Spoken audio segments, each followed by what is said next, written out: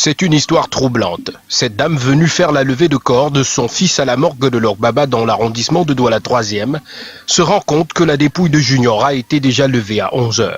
Je viens de constater que le corps de mon fils n'est plus à la morgue.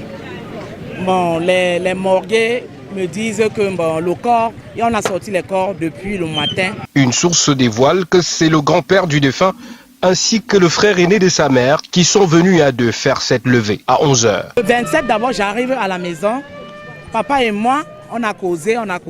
Il m'a remis la liste de 2 100 000. Par rapport à la liste que j'ai vue, j'ai demandé à papa que papa, entre nous, quand vous faites ça, vous comptez sur quoi? C'est tellement de lever l'enfant à travailler quoi?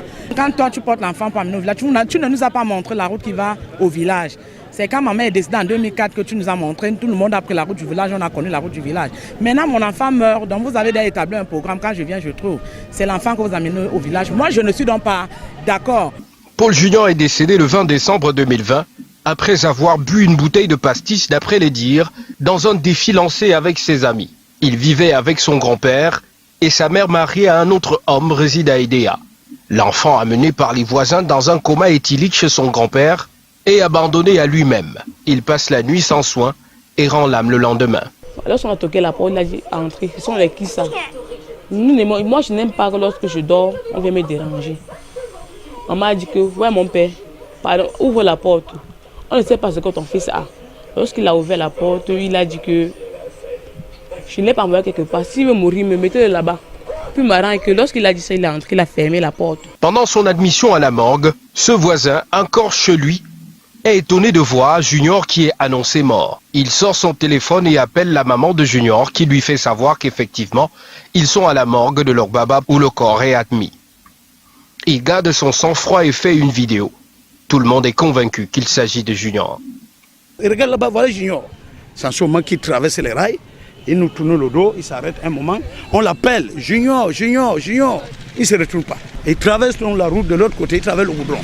Quand il traverse le goudron, donc, il se positionne comme ça. Il a fait plus de 15 minutes là. Nous avons donc fait la vidéo sur lui.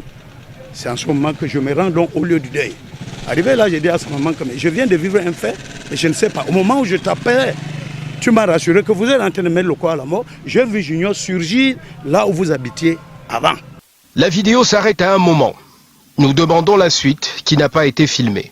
Une moto est venue du côté du château de Rignala avec une fille derrière. La moto s'est avancée à plus de 15 mètres. Lui, il a pris donc la course, allait monter sur cette moto. Il a bâché la fille là.